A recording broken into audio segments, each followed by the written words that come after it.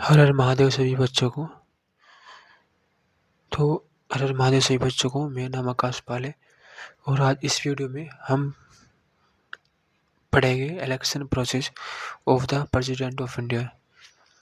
कि जो हमारे प्रेसिडेंट ऑफ इंडिया है, जो कि फर्स्ट सिटीजन ऑफ इंडिया है, जो कि nominal head of the government है, उसका इलेक्शन प्रोसेस बढ़ेंगे। जो कि हमारी प्रेसिडेंट द्रौपदी मुर्मू जी है, वे इलेक्ट कैसे होती है एट अ बेसिक नॉलेज, उस चीज़ को हम आज पढ़ेंगे। मैंने एक पहले वीडियो पे अपलोड करी थी, बट उसमें साउंड की प्रॉब्लम आ रही थी, लेकिन बहुत ही कम व्यूज आए हैं, 15 इतने आ रहे। अभी इतने ही आएंगे, क्या पता आगे बढ़ जाए, बस सिंपल सी बात है। लेकिन अभी यहाँ वर्क कर रही है, अभी स्टार्ट किया है क्लास को, और आगे भी अच्छी वीडियो आएगी। अभी फ़िलहाल इतना ही कर रहे हैं, कोशिश कर रही है अपना बेटर देने की, लेकिन देखते हैं आगे क्या होता है। फिलहाल तो हम पढ़ेंगे election process of the president of India. जो हमारा प्रेसिडेंट होता है, उसको जो प्रेसिडेंट होता है ना, जो प्रेसिडेंट होता है उसका इलेक्शन प्रोसीजर इनडायरेक्ट होता है। इनडायरेक्ट का मतलब यहाँ पर ये होता है कि जैसे कि डायरेक्ट इलेक्शन मतलब एमएलए, एमपी, अभी जो सेंट्रल गवर्नमेंट के इलेक्शन होते हैं, उसको हम डायरेक्ट जाके वोट करते हैं बूथ पे। अपने जो लोकल एरिया का पॉलिटिशियन उठता है उसको वोट करते हैं, फिर वो आगे लिंक होता है पार्टी से। हम डायरेक्टली हम गवर्नमेंट को नहीं, गवर्नमेंट के रिप्रेजेंटेटिव को वोट करते हैं, जो जिसे हम लाइक करते हैं उसको वोट करते हैं। वो होता है डायरेक्ट इलेक्शन। लेकिन इनडायरेक्ट इलेक्शन में क्या होता है, हम वोट नहीं करते जाके। इसका मतलब ये जो लोकल, जो ग्राउंड लेवल के लोग हैं, इसमें उनका इन्वॉल्वमेंट नहीं होता है। उसमें इनका इन्वॉल्वमेंट होता है जो कि हाई लेवल के एमपी होते हैं, एमपी, एमएलए, जो लोग होते हैं उनका इन्वॉल्वमेंट ज़्यादा होता है। वो जो ग्राउंड लेवल के लोग होते हैं उनका इन्वॉल्वमेंट नहीं होता है। मेन चीज़ ये होती है। इनडायरेक्ट इलेक्शन में ये होता है कि जो हमारे रिप्रेजेंटेटिव है वे जाकर वहाँ पर वोट करते हैं। इसमें कोई ज़्यादा ताम झाम करने की जरूरत नहीं होती, ज़्यादा मतलब प्रॉपर्टी यूज नहीं होता है, कैपिटल का यूज नहीं होता है। इसलिए ही ये इनडायरेक्ट इलेक्शन किया जाता है प्रेसिडेंट के, क्योंकि president not a real head of the government, not real head, it is nominal head है ना, इट इज नॉमिनल हेड है।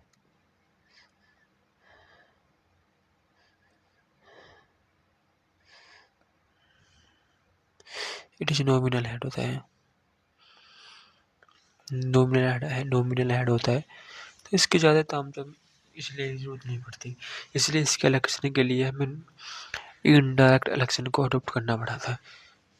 ठीक है भाई। दूसरा है इलेक्टोरल कॉलेज। इलेक्टोरल कॉलेज जो होता है उसमें कौन कौन पार्टिसिपेट करते हैं, प्रेसिडेंट के इलेक्शन में कौन कौन पार्टिसिपेट करते हैं, और कौन कौन मतलब यहाँ पर जो भी चीज़ें गवर्नमेंट से रिलेटेड है वे वोट करते हैं या नहीं करते, ये बताना है इसमें। हम कहते हैं जो इलेक्टेड एमपी होते हैं, एमपी मतलब member of parliament of Lok Sabha and Rajya Sabha दोनों के। जो एमपी होते हैं राज्यसभा प्लस लोकसभा के, वे इसमें वोट करते हैं। और elected MLA of the state legislative assembly, उसके वोट करते हैं। और elected member of Delhi, Puducherry and Jammu Kashmir assembly, ठीक है, वे भी वोट करते हैं। ठीक है भाई। मतलब 60 मिलियन मिलियन से पॉपुलेशन जिस यूटी की कम होती है, आई थिंक उनका इन्वॉल्वमेंट इसमें होता नहीं है। तो कुछ लोगों के माइंड वाला हो कि सिर्फ भाई यही क्यों, क्योंकि भाई एमएलए जो होते हैं ये डायरेक्ट रिप्रेजेंटेटिव होते हैं पीपल के, जबकि जो लेजिस्लेटिव काउंसिल में लोग जाते हैं उनको हम डायरेक्टली इलेक्ट नहीं करते। उनको रूलिंग पार्टी कह सकते हैं। अभी जो स्टेट के एमपी एमएलए होते हैं वे ही उनको अपॉइंट करके लेजिस्लेटिव काउंसिल में भेजते हैं। का मतलब जो रूलिंग गवर्नमेंट होती है वही कुछ बंदे के अपने सेलेक्ट हो गए, अपने बंदों को इलेक्ट करके लेजिस्लेटिव काउंसिल में भेजती है। सिंपल सी बात ये है। और दूसरा का नॉमिनेशन प्रोसेस का नॉमिनेशन कैसे होता है।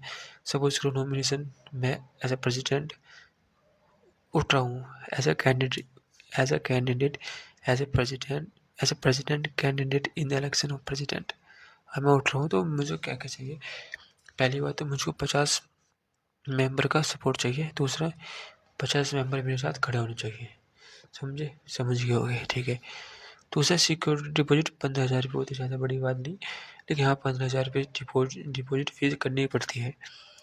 45 इफ 136 वोट का मतलब आपको पैसे वापस नहीं मिलेंगे जो आपने सिक्योरिटी जमा करी है, अगर आप 1/6 वोट को सिक्योर नहीं कर पाते इन द प्रेसिडेंट इलेक्शन। ठीक है भाई, ठीक है, ये चीज़ होती है। अब वोटिंग सिस्टम, वोटिंग कैसे होता है। वोटिंग वही है, proportional representation by single transferable vote, PRSTV ऐसे याद रख सकते हैं। मतलब वही है, अपने चॉइस के अनुसार देना है। पहले एक को देना है, फिर दूसरे को दूसरा नंबर, फिर तीसरे को तीसरा नंबर, फिर चौथे को चौथा नंबर, ऐसा मतलब सीरियल वाइज देना है।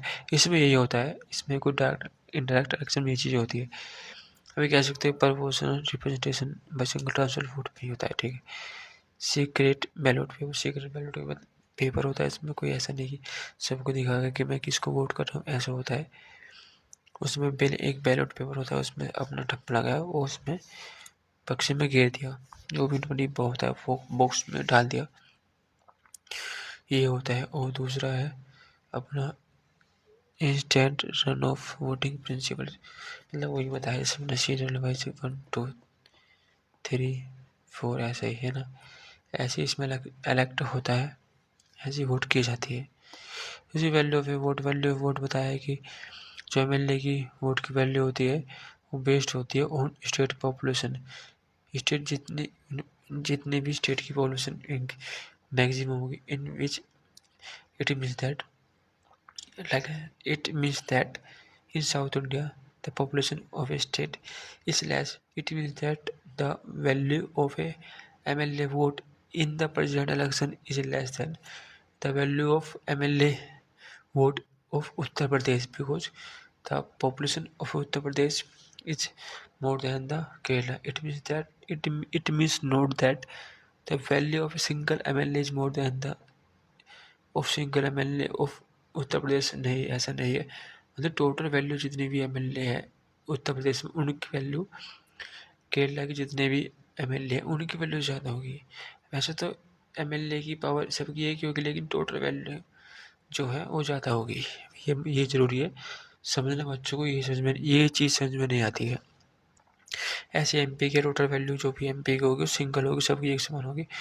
जितने भी हमारे इंडिया में MP हैं वो उन सबकी वोट वैल्यू होगी इन द प्रेसिडेंट इलेक्शन में, ठीक है।